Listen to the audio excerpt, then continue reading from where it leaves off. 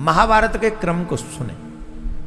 हम सीधे सीधे महाभारत के उस प्रसंग पे जाते हैं जहां जुआ खेला गया। जुआ खेला गया धर्मराज और दुर्योधन के बीच में। पासे फेंके गए शकुनी के द्वारा। ये पासे बड़े खतरनाक थे।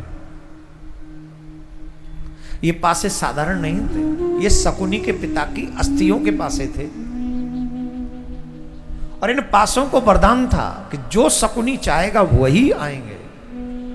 लोग तो कह रहे धर्मराज जुए में हार गए। जुए में हारे नहीं, छल से हराया गया। क्यों?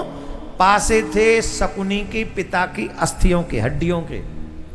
और उन पासों को ये स्पेशल वरदान था, जो शकुनी चाहेगा वही नंबर्स आएंगे।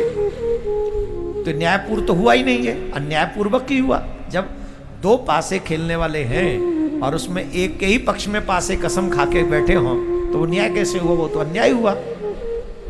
धर्मराज जुए में द्रौपदी को हार गए।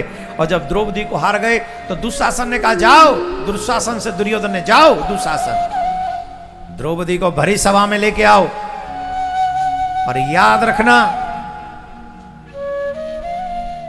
ना आए तो केस पकड़ के जबरदस्ती ले आना।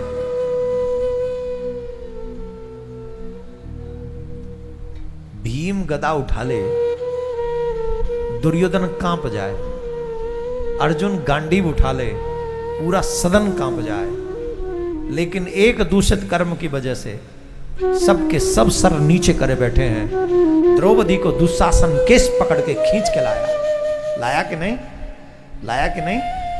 बांग्लादेश में द्रौपदी के कितने केस पकड़े जा रहे हैं?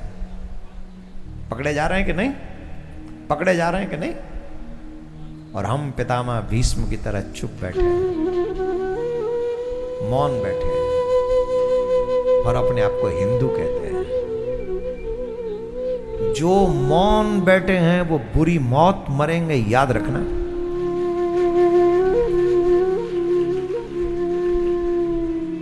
वो बुरी मौत मरेंगे जो आज उन हिंदुओं की रक्षा नहीं करना चाहते जिन बहन बेटियों को सरेआम सड़क पे खींचा जा रहा है,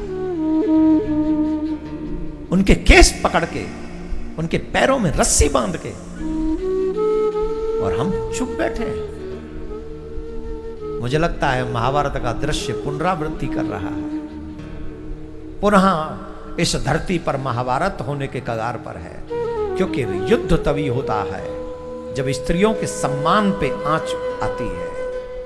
द्रौपदी की भरी सभा में वो केस पकड़ के दुशासन का खींच के लाना